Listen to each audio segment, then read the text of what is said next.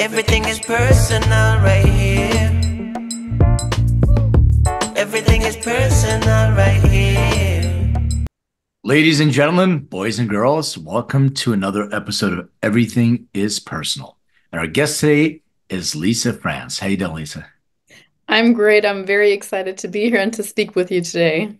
Uh, Likewise. So I'm going to make it a personal conversation. You don't mind. I don't care if anybody's listening. I just had, we were talking before that. I was mentioning my daughter. So I have this debate and I wanted to have a professional that can answer this debate. So this thing, and the reason why I'm asking you also is because I'm not a woman. And I was told by my 20-year-old daughter that I don't understand. I'm not a woman. I don't understand. So I'm going to ask you as a professional and also a woman, this whole notion of losing calories versus like, I want to lose weight. I want to lose weight. And I was like, well, and my daughter doesn't really need to lose weight. I was trying to tell her that maybe it's not the weight, it's muscle, because it doesn't matter when you stand on the scale what that is. And it's about maybe resistance training, maybe adding some weights and modifying food. So I want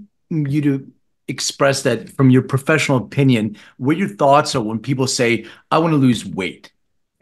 I absolutely love this topic. This is actually one of my favorite topics to talk about because, yes, as you mentioned, we usually talk about weight loss, but I 100% agree that actually when most people say that, they do mean they want to lose body fat because in the end, who wants to look skinny fat? Who wants to look just sort of deflated? And on top of that, we're also making a weaker version of ourselves if we simply just care about the weight and don't care if half of that comes from muscle and half of that from fat. We should really have the goal of maintaining or even building as much muscle mass as possible. And those of you listening who are thinking, I don't really want to have a very muscly look, that's not even what I'm talking about. I'm not talking about looking particularly jacked or even having super muscle definition or strength.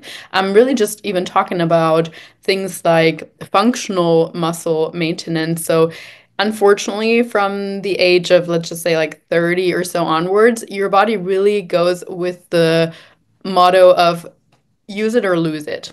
And so if you are not using your muscles at all, you are going to lose muscle mass, and that includes the postural muscles, that includes the muscles that help you carry home groceries, that allows them includes the muscles that you use to play with your grandchildren and so on.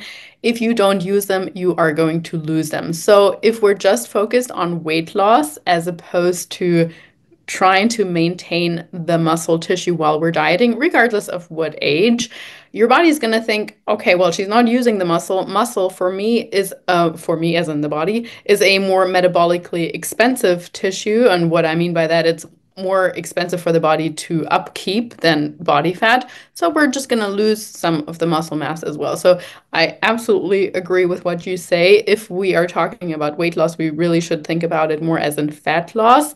And in order to achieve fat loss, there are strategies or there are methods, and the two main ones really are use the muscles, so meaning ideally resistance train, and that can be just with body weight, it can be with home equipment, it can be at a gym.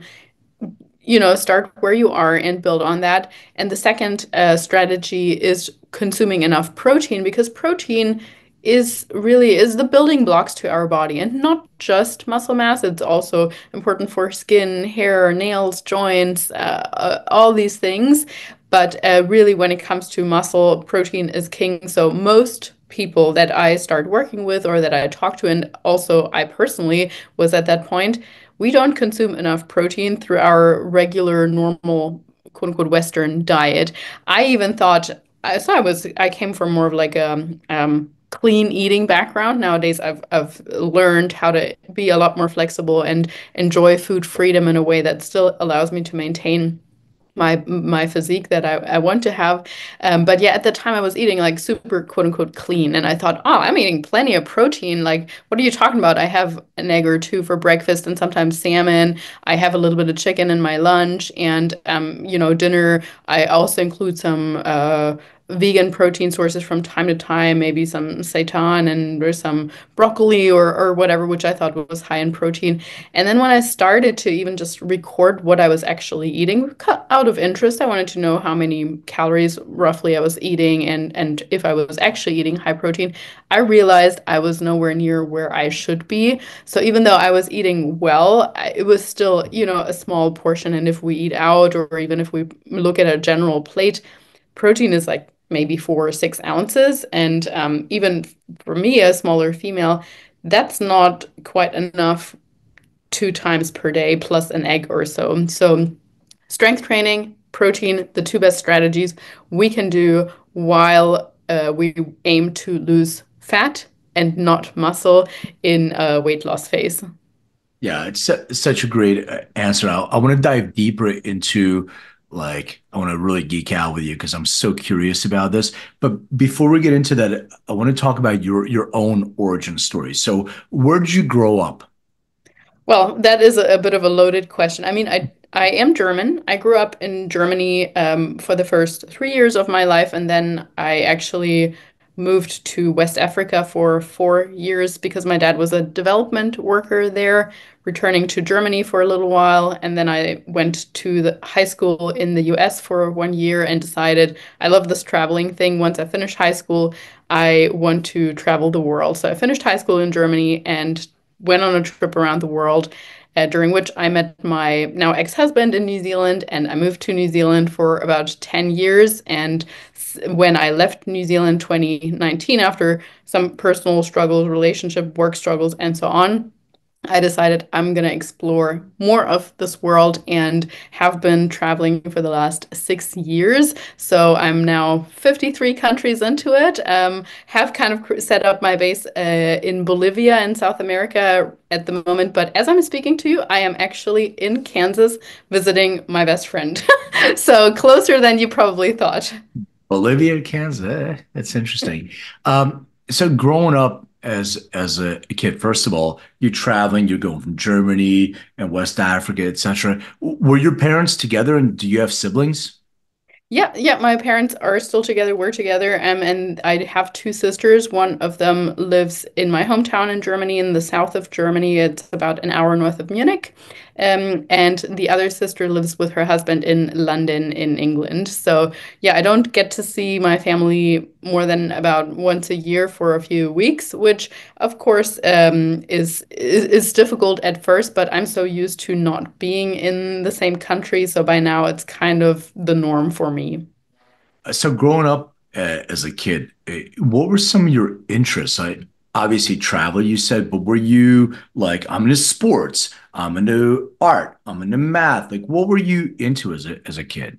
I love the question. And yeah, I mean, I'm even though I portray myself as an educator and a coach and so on, I'm actually more of an introverted person, and that is also how I was showing up more as a child. So the extroverted version of me, I have more developed for professional purposes, and also because yeah, I do also like to connect with people. But nonetheless, during the time or up until I was maybe 14, 15, I was more of a bookworm, of a creative person, like drawing. I was kind of in my own little world. We had a dog when I was in Africa, and he was like my best friend during that time. So more of the nerdy kid, if you will, or even just a quiet little kid that was more in her own little world.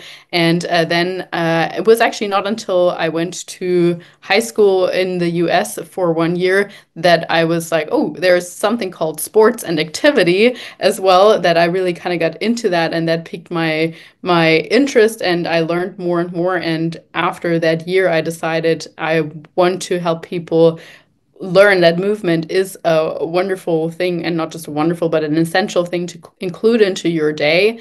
And already set sort of the vision on once I school, I want to science, health promotion, and nutrition, which I then pursued, and yeah, bachelor's in New Zealand, and my master's I actually got through the the California University of Pennsylvania. So sports and physical activity was not something that my mom saw happened for me as a child growing up. In fact, I think once I kind of shifted into that area, she was like, "Oh, really, Lisa? We thought you were gonna become like a bookworm or, something like an editor or something like that."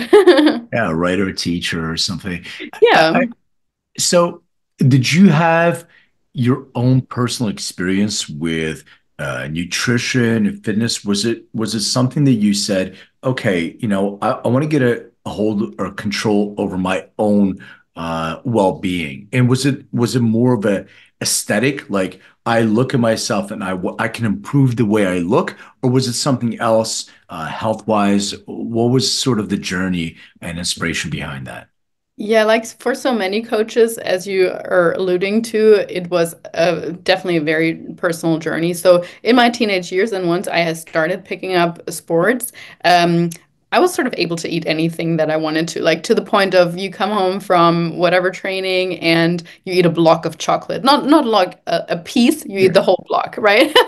And then once I stopped having that regularity of high school sports and started traveling, I put on probably like 25 to 30 pounds in 1 year. And I realized, okay, I need to do something about that. And yes, as I said, I already wanted to study more about the body and exercise science in particular. At that time, my interest for nutrition was more minor. I did know, eat reasonably healthy. My mom sort of ate health or cooked healthily, but it was not something that I had really on my radar until I gained that weight. And once I started studying exercise science, I was actually surprised, or now in hindsight, I am surprised with how dogmatic my teachers were. Yes, they taught us about, this is a calorie, this is a protein, carbon, fat, and whatever, but not very in an applicable manner. My first teacher, she was a big advocate for low fat. She was a little bit older, so she came from like the 90s, 80s sort of period. I'll just cut out the fat in your diet and you'll lose some weight. So that's what I did.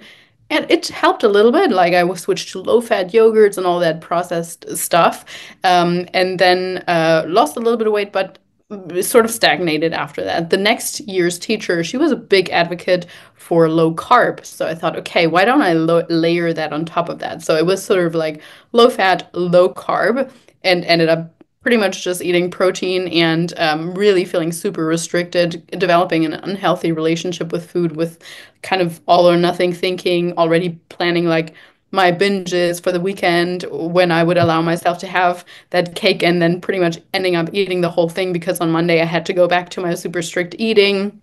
And after a while, I thought, this cannot be it because I'm someone I love living life. Like I'm a very positive person. Again, I love travel. I love just experimenting life and experiencing life. I am a big believer that we're put here on this earth to enjoy and appreciate all aspects of it in moderation, not in excess, in moderation.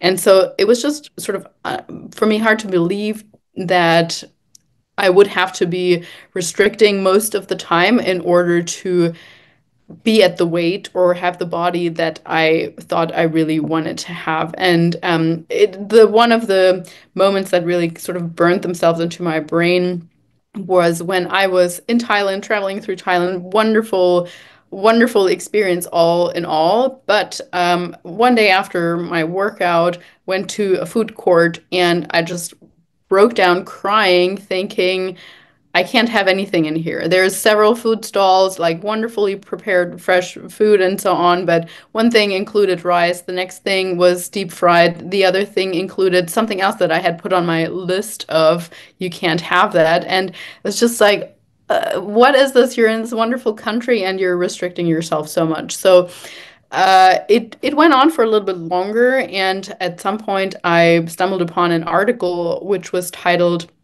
"How Donuts Gave Me Abs" and 90 kg snatch. And this snatch is a very heavy Olympic lift for those of you listening who are not into Olympic lifting.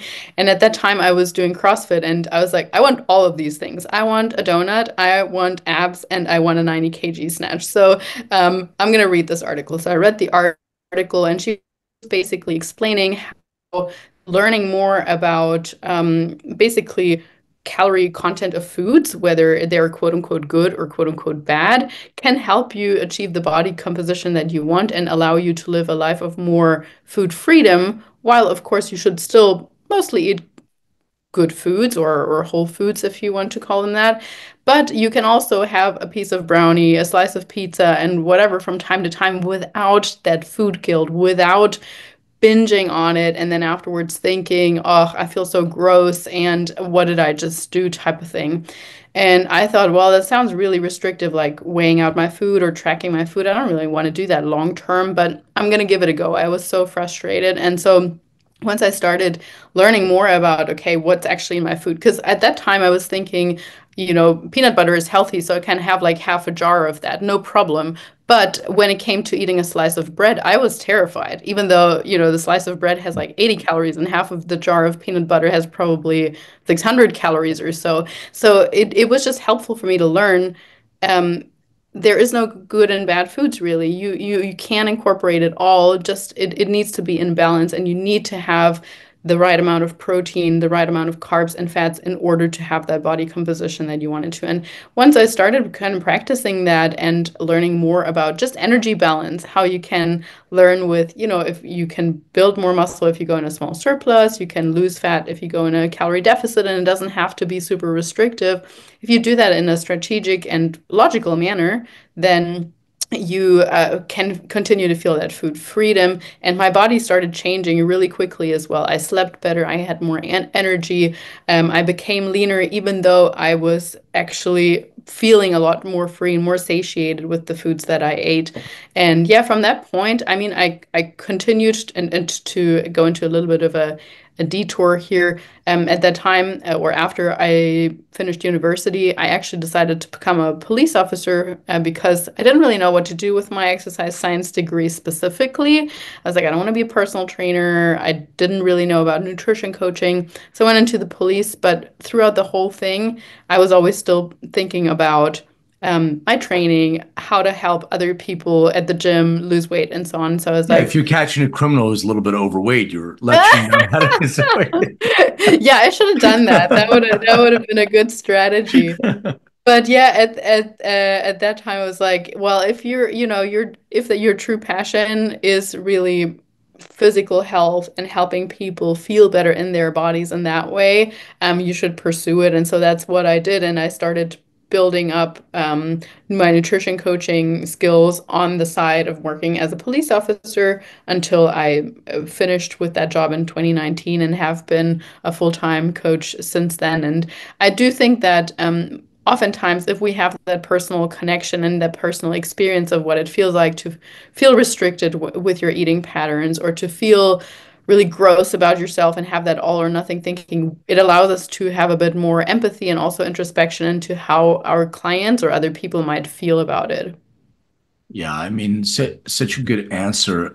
In your Thailand story, I can relate about this whole notion of restriction because so I haven't eaten meat in, I don't know, maybe 16 years or so. I do eat fish, and I cut out sugar, even though, I have a drink sometimes or I eat certain things that have a sugar in them. But I decided to try the lectin-free diet from Dr. Gundry.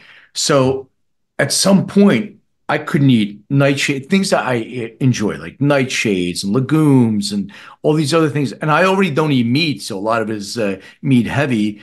And fruit, you can't eat certain fruit because it's not in seed, all this stuff. And I realized, like, really, really being strict that first of all, I wasn't happy. I was hungry and I wasn't feeling satiated. Like Mm. there's a certain thing about food. I love food. So you can work within the confines that are right for you, but you can still eat a lot of different things if you're doing so. There's so many myths that persist, and we have so many different things. Like, and I'm not saying anything is right or wrong. Like lectin, okay, fine. Then we have intermittent fasting. We have all these different. Oh, you should eat, as much meat as possible. Cut out all carbs or all these different things. So I think from my standpoint, I broke it down to three simple things because my brain has to work in simple things that I can kind of connect to. So I was like, all right, sugar. That's something that I probably need to remove because that is the biggest factor to health and wellness. I'm strictly talking about health and wellness. I'm not even talking about my aesthetic self. The second thing that I want to do is remove processed foods. Anything that's not, it's not really even food. It's just made, man-made. And the third thing, and I don't know if this is right or not, is reduce my simple carbs. And especially the way the US creates, makes our breads and our, all these different grains. It's not the same as eating pasta in Italy, for instance, kind of thing. So I wanted to kind of dive into more specific details with you on let's take the myths that are out there. Let's dismiss them. Let's see what's real, what's not, and let's talk about healthy eating, exercise. What should like a regimen for a person that just wants to be healthy and live longer instead of focusing on this. I want to get rid of, a little bit of fat here and on my stomach and my. You can't really spot reduce anyway. So maybe we can kind of go into some of those details if you don't mind. Yeah, I love that. Absolutely. And I love what you said about the importance of individualization. Number one, what once works for one person doesn't work for the other person. And number two, when people have a dogmatic approach and saying, intermittent fasting really works really, really well for me. Everybody needs to be doing that. Or being keto or being carnivore, everybody needs to be doing that.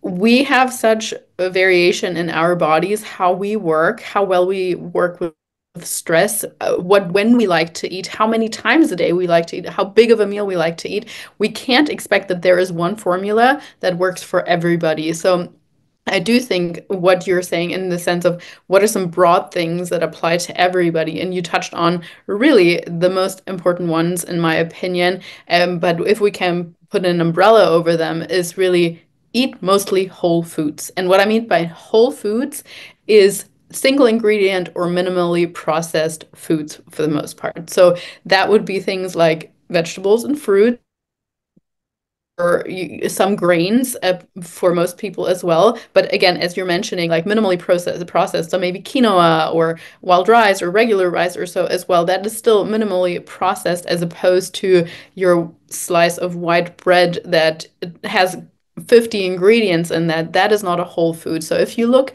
at if your food comes in a package, which ideally it shouldn't, but if it comes in a package, and you look at the back and it has more than, let's say, 2, 3 ingredients, maybe take a closer look. And if you can't pronounce or don't know what most of the ingredients are, that's probably not a whole food. If you're talking about oats or if we're talking about some yogurt of high quality, that's a bit of a different story because that usually has 2 or 3 or even just one ingredient. So if we focus on eating more of these things, 80, 90% of the time, we're going to get a very, very, very long way in terms of our health. We're going to feel more satiated, to your point, because that is, if we're eating more processed foods as opposed to whole foods, that is proven and shown by science over and over again. I'm specifically thinking of a more recent study. I think it's a 2022 study by Kevin Hall, where they gave people, or split them into 2 groups. One group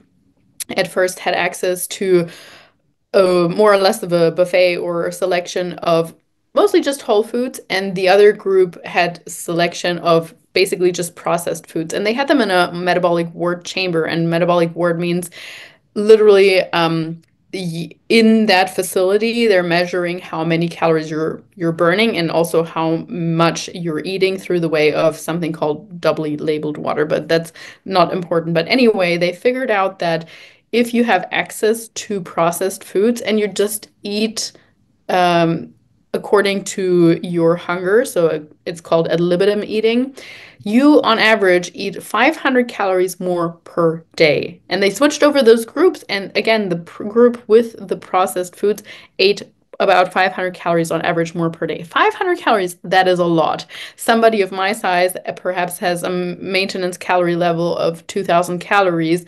And if I ate 500 calories more per day, I would put on weight very, very quickly. So simply by switching to more whole foods, we can already help ourselves feel more satiated and be happy with less food. So that's, of course, one point. The other point, if we're focusing more on whole foods, We're also getting all the wonderful micronutrients, so we don't need to supplement so much. We give our body more energy in that way. So I really want to encourage people to think more about what should I have more of, i.e., those whole foods, as opposed to what am I not allowed? What do I need to cut out, and so on. Yes, cutting out or limiting sugar processed foods in general is sort of the hidden agenda of that. But if you just think more of what should I have more of, you're going to automatically eat less of the other things.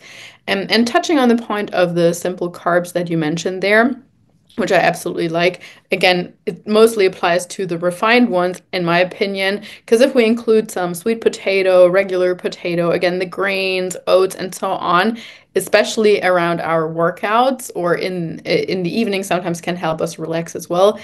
There's really absolutely nothing wrong with that. I do think if we're having like the super high carb heavy lunch, let's just say a huge bowl of just pasta, or fried rice or whatever, you're gonna feel an energy crash in the afternoon, and that's not ideal. So I usually recommend, unless you work out in the middle of the day, but in most cases, I would say, hey, let's keep that middle of the day sort of food more protein and vegetable and healthy fat focused, and let's save those more simple carbs for around your workouts or in the evening when it's okay to feel a bit sleepy afterwards.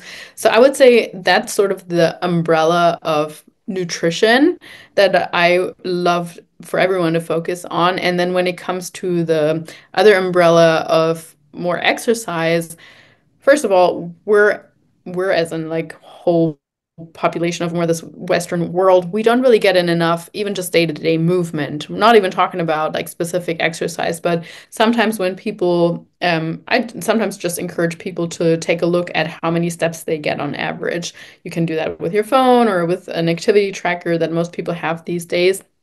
And because we have sedentary jobs most of the time, it's often, or especially also in winter and the colder months, it's often sort of a you get up, you sit in front of your desk, especially if you're working from home, you don't even have to leave the house, or you might walk to the car, maybe you walk, take the dog for a brief walk, but that's about it. We are not really forced or encouraged to get a whole lot more movement in. So often it happens that at the end of the day, you have 3,000 steps on your activity tracker.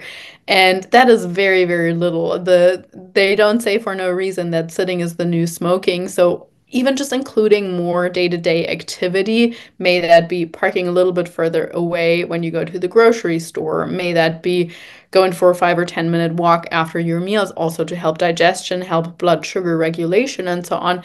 Those are some simple ways that we can improve or increase day-to-day activity.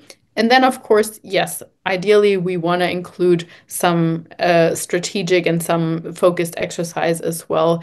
In my opinion, with 3 workouts per week of 45 to 60 minutes, you can get a very, very long way. And if you're listening to this and you're like not working out at all, start with once. Even once 10 minutes, 30 minutes, 20 minutes is something, and then building on that as opposed to thinking, okay, I'm going to go from 0 to 5 times. But somewhere between the 3 to 5 times, that would be like the ideal if we can work up to something like that. And even though I'm talking about strength training, I would add the notion of it should be something that gives you at least a little bit of joy. Maybe not throughout, maybe not in the beginning. Yes, we build up and work up our motivation, our enjoyment of things over time. But if it's something where you're like, oh, I actually really love cardio, but Lisa said I should be doing strength training, so I'm gonna sign up to the gym, and you loathe it so much that after a month you quit. That's not my intention. Maybe find something else that might also be fun for you. Maybe not as optimal, but might be more fun, and you stick with it, like a group fitness class where you use some weights from time to time, or finishing like after your run or before your run, doing 2, 3 strength exercises and then going for a run. That's also better than nothing. So adherence, sticking with something long term, should always, always, always be in the forefront of our mind, because the best plan doesn't help us if we're not sticking with it. Yeah, so well said. You brought up a couple interesting things I want to unpack a little bit.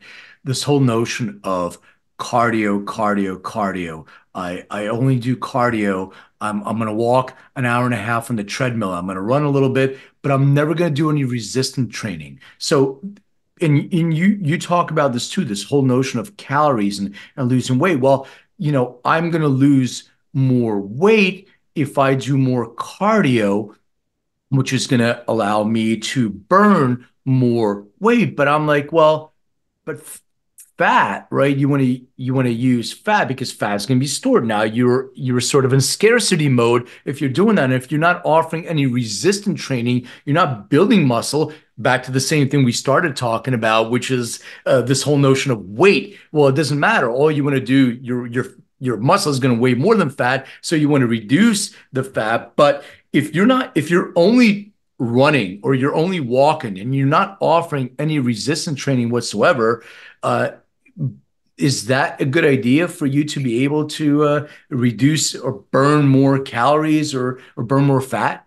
No, exactly to your point of the beginning. Absolutely. That is the false focus on just being focus on the scale, on thinking just, okay, I need to get the scale down. But even there, I'll tell you, our bodies are so smart and we get accustomed and adapted to a certain stimulus so quickly. And so, what I mean by that is if the first time you're running 5 miles or let it be 3 miles, you might be burning 300 calories or so. And you think, oh, wow, this was great. Your Apple Watch, by the way, is probably going to tell you it was 1,000 calories because these watches tend to just throw out crazy numbers and they're very, very certain, seldom correct. So that just being a side note. But anyway, you might burn 300 calories the first time. Next time, you think, oh, this actually was a little bit easier. I felt better doing this run. I'm improving. You're probably realizing that, but what you're not realizing is probably, okay, because you're improving, it also subconsciously or also means that your body got more efficient at doing this, which means you probably only burned 280. Maybe the next time you only burn 260. And at some point you're never down to the point where you're not burning anything. That's not possible, but it just means that in order to get the same stimulus for weight loss, for calorie burn, you also need to increase the distance or the intensity of what you're doing. And that is simply not really possible with running unless at some point you want to run 1,000 miles a day or so. It's just you can't keep on building on that. Whereas if we're talking about progressively overloading our bodies in the gym with resistance training, it is possible. It is possible to add a little bit more, another plate. It is possible to add another rep. It is possible to shorten the rest in between or so. And with that, we can, again, progressively overloading. That means you need to set a harder stimulus for your body as you go, because otherwise your body is just gonna keep stagnating, and that's precisely what happens when people are just focused on the calorie burn. It works initially, maybe faster than if you include resistance training, but after, let's say, 6 weeks or let it be 2 months, you're hitting that plateau, and the only other option that you have is eating even less than you probably already do anyway, or adding another training session, adding another. But how low can you go? You can't. I regularly have clients come to me, specifically tend to be mostly women that are just, I'm already only eating 1,200 calories or whatever. I'm exercising 6 times per week. I don't know what to do anymore, but my body's not responding anymore. It used to work so well. And that's exactly where we need to dog on to. Less food is not always better. More exercise is not always better, especially not when it's always mostly cardio. I just love what you said because I see people at the gym for a year and they're doing the same exact thing. And they're doing the same weights and they're there all the time. They're doing the same thing, but I don't see change in their body. It's exactly what you said. You have to push yourself a little bit more, not to the point that you're hurting yourself, but every time just challenge yourself a little bit more. Now your body is going to get used to that weight. And I do it myself. I'm like, oh, this was heavy weight to push. And like, don't go too heavy. I'm not going to go too heavy, but maybe I'll go a little bit heavier one day and just challenge myself. And the other thing that you said, you talked a lot about calories. And I wanted to ask you, are all calories created equal? Because I can have the same amount of calories in a donut since you brought up, or maybe a steak. I don't know if it's exactly the same, and I'm just kind of giving an example. Is it about calories, or is it about the type of food that you put in to your body versus what exercise you do to burn it and how you utilize what you put in your body as actual fuel instead of storing stuff for a rainy day? Your questions are so great. Really, I love them. And the answer is yes and no. So, I mean, saying like a calorie is not a calorie would be like saying a minute is not a minute, but a minute can be very long and a minute can be very short. And in essence, a calorie is just a measure of units, so to speak. So, just the amount of energy that's required to burn a certain thing.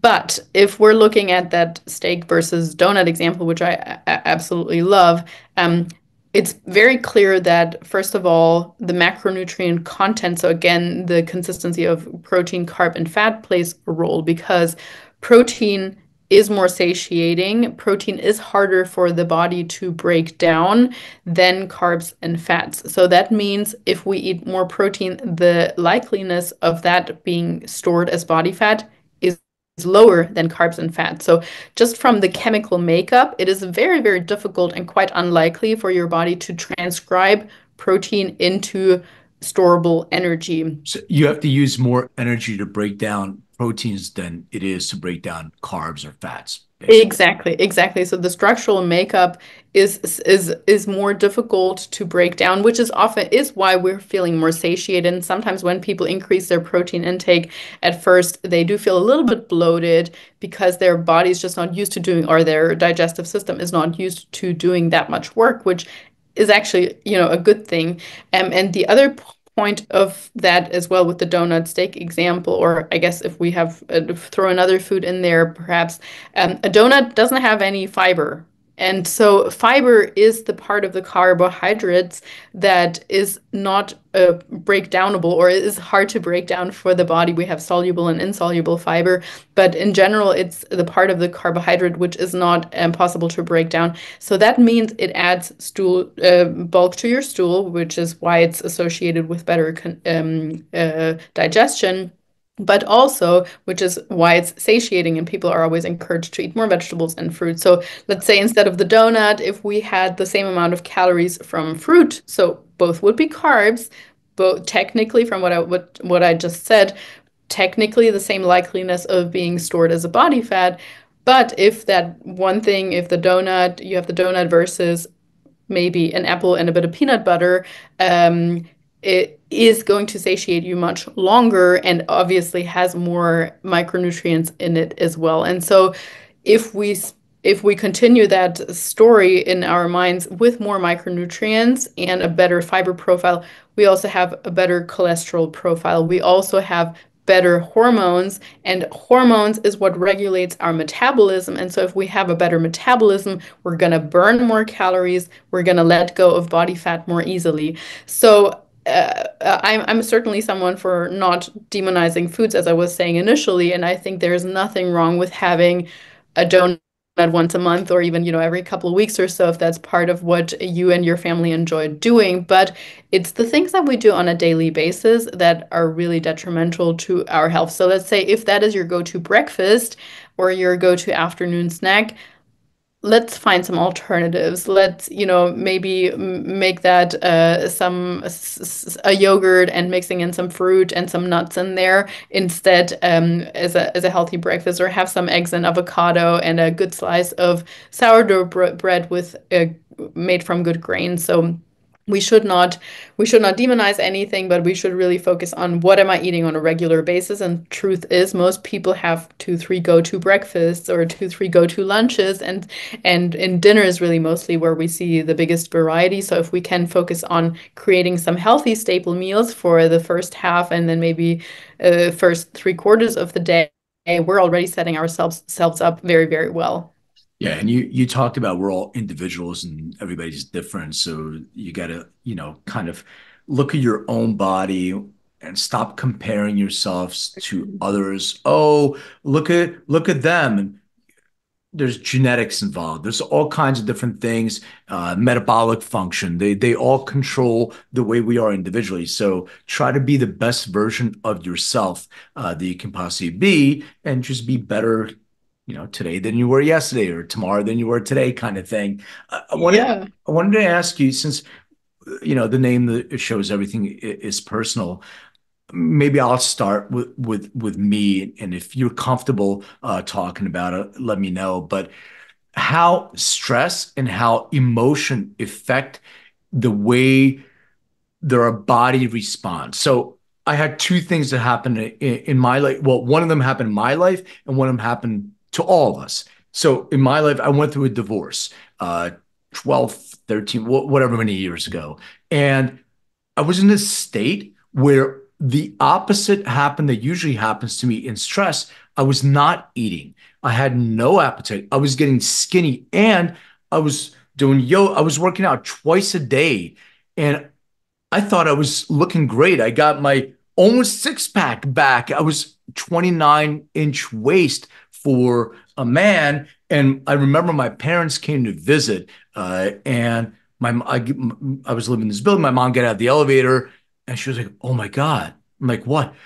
You're so skinny. Look at you." I was like, "No, look at abs, you know what I'm saying? I'm ripped and all this stuff." So that's one. And the second one, during COVID, I decided that I was going to be like, we're all going to die anyway. I was being facetious, but I was just eating randomly. And because maybe stress, maybe anxiety, maybe I'm not sure what it was, but the eating made me feel better, obviously. And I was eating like flights of gelato, things I normally wouldn't eat. And then that made me, I would say, puffy. If I were to, it was inflammatory. Like I knew that it was inflammatory, regardless of the fat content. So I wanted to get your take on maybe personally how things in your life affected you and your eating habits, stress wise, and how that emotional state can affect the way our body even metabolizes foods with all. And you talked about hormones as well. So maybe you can tell me a little bit about that. Yeah, I love your vulnerability and just how openly you share there as well. It's wonderful, and I think you mentioned two very nice extremes that probably apply to most of us. Where if we go through an adverse life situation, we go one extreme or the other very often. I would say we don't even have to spin it that far, because in day-to-day life we also have a lot of stressors. For most people it's work, and then layer kids or whatever on top, and layer relationship problems. So we're exposed to so many stressors, and just like you mentioned, food is a very easy way to get a dopamine hit. Yeah, we can get that with our cell phones. We can get that through sex, and food is another way. And it's just so easily accessible. So it is very, very tempting to soothe ourselves to get that very quick feeling of like relaxation, release through food. But it is possible to navigate that in a better way. So for me personally, I'm more of the first situation that you shared kind of person. So I get over strict with myself. If I'm too stressed, I'm too hard on myself. And Lisa, you're not good enough. And you have that negative self-talk. And I mean, there are many limiting beliefs and childhood upbringing and so on associated with that. And uncovering that over time is really, really interesting, where you just, yeah, at first it's hard, but then you develop some more compassion for yourself. But again, what helped me is just develop that more or less 80-90 philosophy, where if I mess up at some point, I don't beat myself up, or I try to at least just focus on getting back to my regular routine without over restricting, without over exercising or so the next day, and just being like, hey, it's just another day, just move on. In the grand scheme of things, this is not what matters. And again, if we apply that philosophy to like our day-to-day life as well, okay, first of all, we should really practice some stress management techniques throughout the day. And I know that's like really easier said than done in the moment as well. But again, it is a practice. It really is not something where you're like, oh, I'm born with this or not, or I have to meditate for an hour or not. Meditation can be something like taking 3 deep breaths on your at your desk while you're surrounded by 200 people. It doesn't that's a form of meditation or being more mindful. If we are more mindful in literally everything that we do, at some point it becomes more automatic. So it might be a first step might just be, instead of scrolling through my phone and or driving while I'm eating, or eating while I'm driving, and listening to a podcast at the same time, not just multitasking but like gazillion tasking essentially. Instead of doing that, I'm literally gonna tell myself I'm worth taking those 3 minutes to eat without doing anything else. And it might just be one meal. Like, don't even think about I need to do that for every single meal. But if you just think about I'm going to do that for one meal of the day, that can be a starting point. And then maybe you start enjoying that and realizing, okay, I can do that for another meal, or just not always being distracted, because your body is also not so receptive to take up that food, to process that food. You're not in rest and digest by definition. You're in some sort of stress response or so.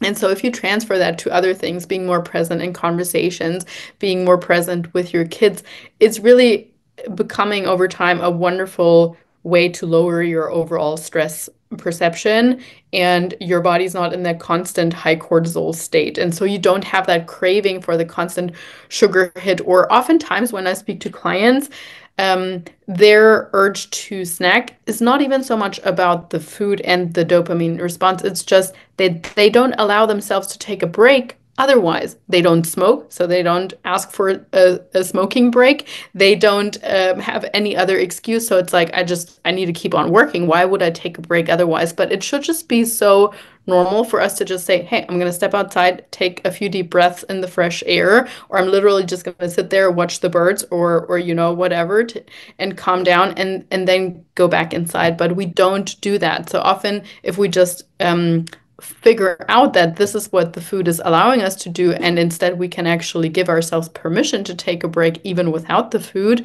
that can be another good step, so that we don't turn to food for that immediate comfort.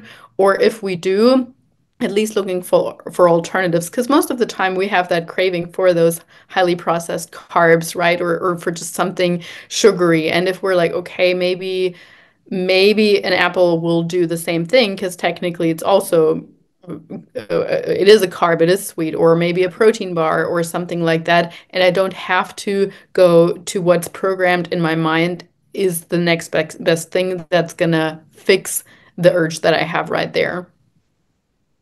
I wanted to talk to you about, or ask you about, sort of a daily, let's say some of the listeners out there wanted to say, okay, well, I'm going to engage with Lisa for really individualized coaching and training. Some people may not engage with you right away, but if they wanted to have sort of a daily routine, like here's some of the things that I can do that include, some of the foods that I can eat, when I can eat them, time of day, I think is important as well for certain foods, what exercise I can kind of do. And I think one of the most important factors that's been overlooked by so many, coaches and trainers is a sleep and recovery part that helps us, as you talked about, the hormone production, all these different things. If we're doing all that, but we're sleeping for 4 hours a night, then it doesn't work either. So maybe you can kind of guide us to sort of a daily routine that will be, and I know it's individual. We talked about individual, but just a general daily routine.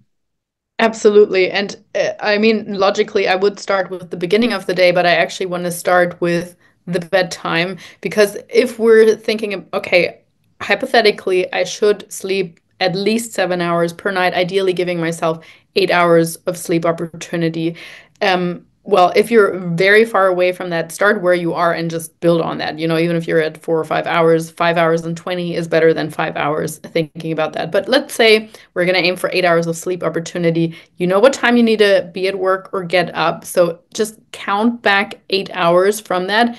And I always recommend setting yourself a bedtime alarm, because when Netflix is on, or whatever your favorite show, and it's suggesting the next episode should come on, and you don't have that alarm, it's very, very easy to just keep going and thinking, oh, I'm not that tired yet. But yes, if you know, okay, I need to be in bed by 10, should probably get ready at 9:30 or 9 or whatever. Yeah, listen to your alarm. And to that point also, I'm a really, really big advocate for not using our cell phones that last at least half hour, ideally more like hour of the day and the first half hour or first hour of the day. The reason being, those are the times where our mind is just so susceptible to what's going in. We're essentially having the opportunity to program our mind in a very positive way, but at the same time, if the first thing you're looking at in the morning is some sort of negative news, or the last thing you're looking at night is a negative text from somebody, you're going to carry that into your sleep and into the rest of the day if that's how you kick off. So I would say work your way into having some sort of like boundaries when it comes to your phone time.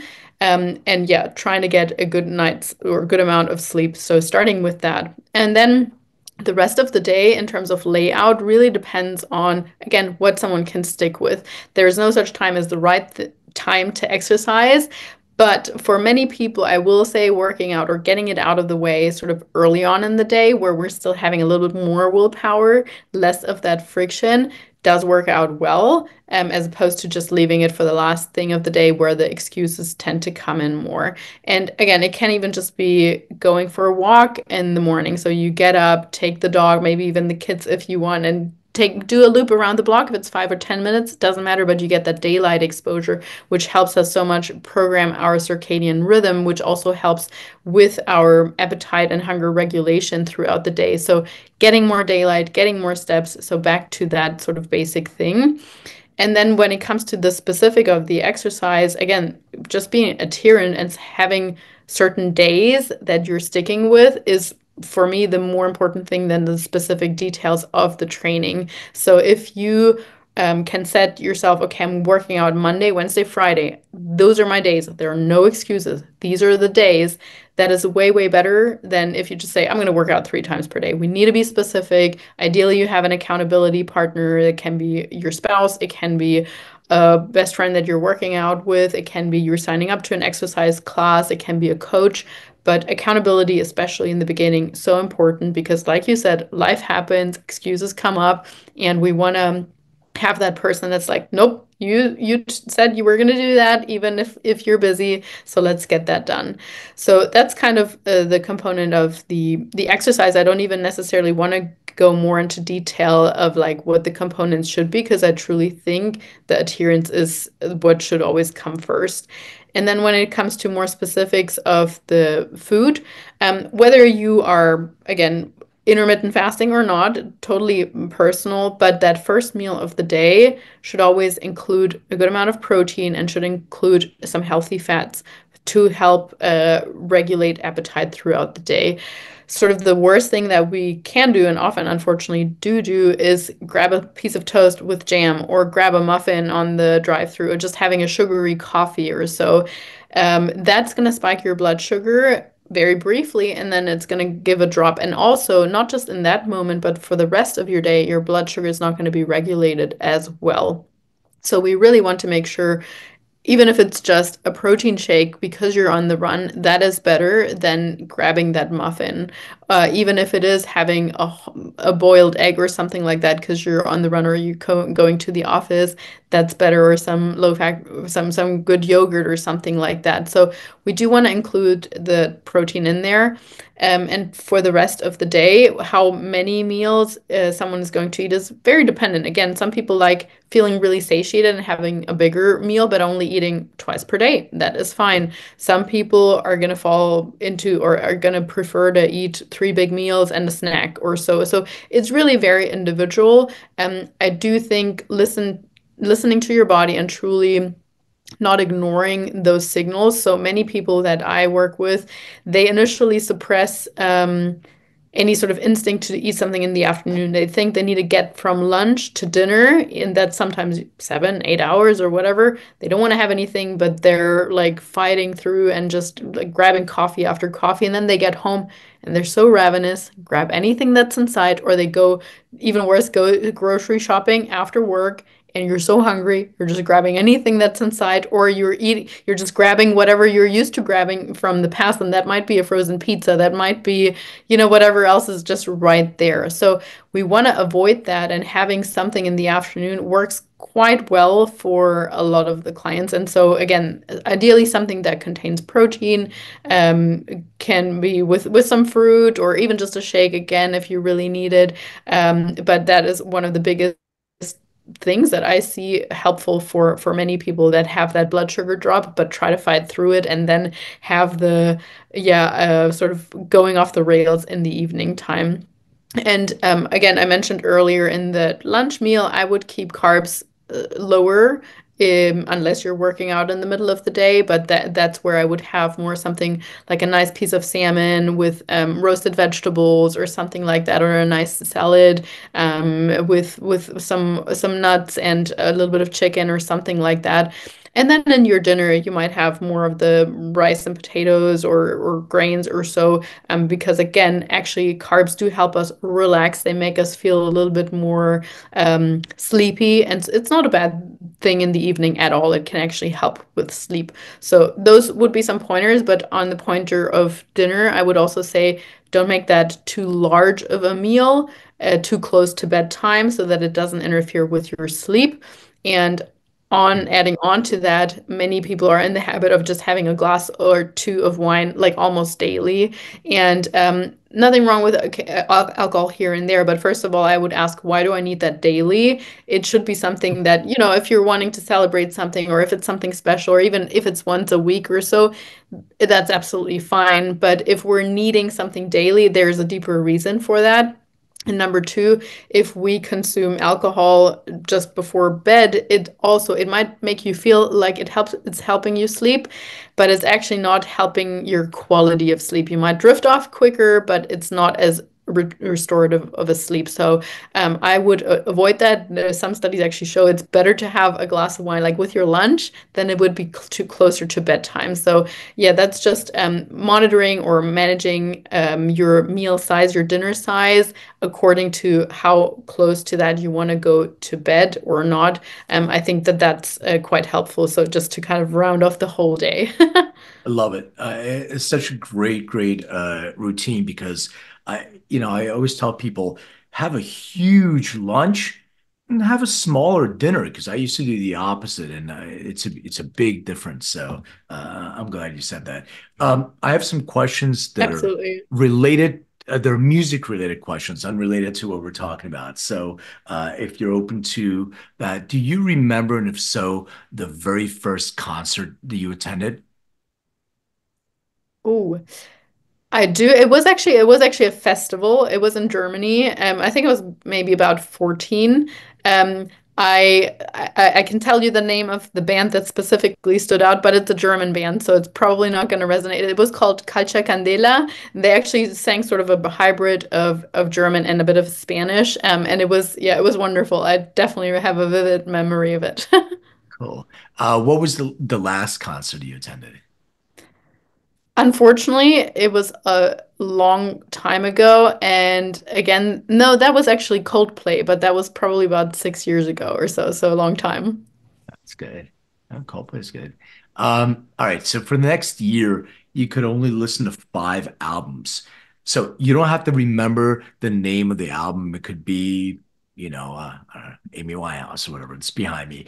What would be your five albums that you would listen to? Uh, I love piano music as well. So I would say number one would be a pianist or composer called Ludovico Einaudi. He's an Italian artist and absolutely beautiful. I did have the pleasure to go to one of his concerts also. Number two would probably be Red Hot Chili Peppers. I don't know exactly which album I would pick.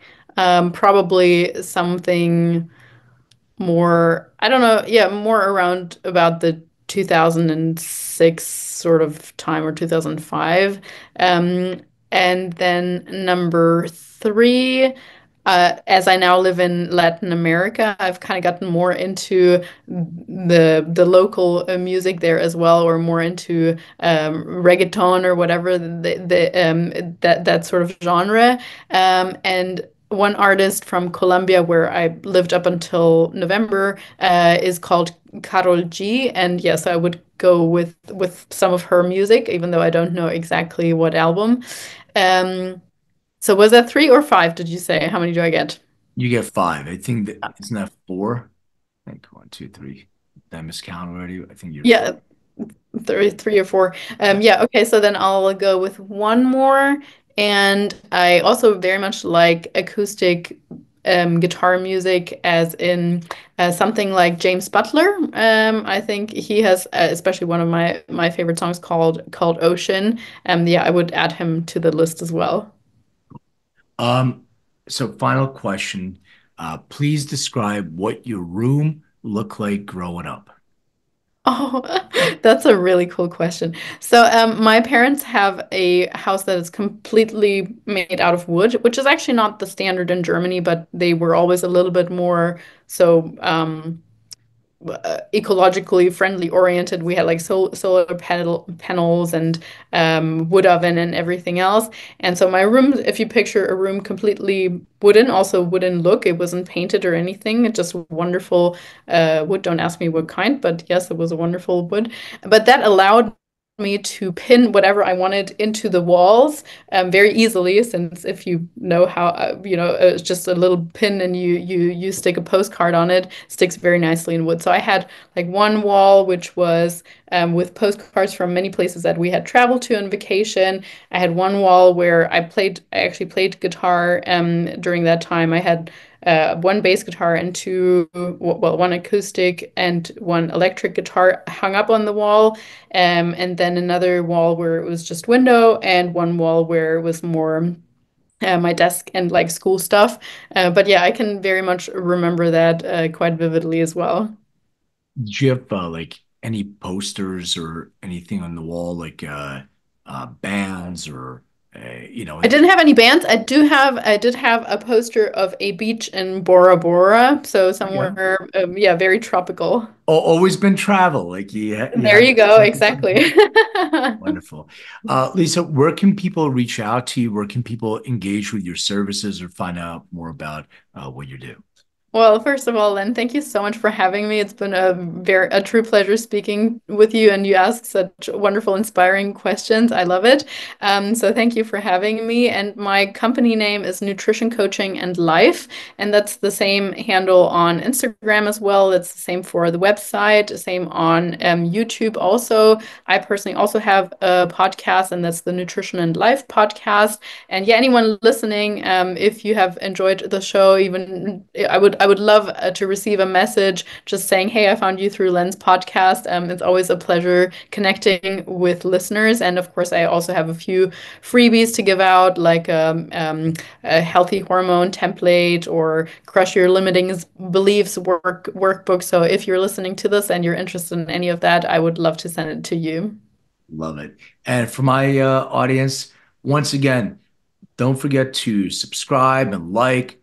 Uh, I'm supposed to say all these things. I was told to subscribe and like. I don't really. Anyway, you guys know what to do. Subscribe, like, and I have to say, for me personally, I love the feedback. So yes, leave stars and all that stuff. But if you take even a minute just to give me some feedback, I always love learning and improving, even if it's something that may not be that positive. It's fine.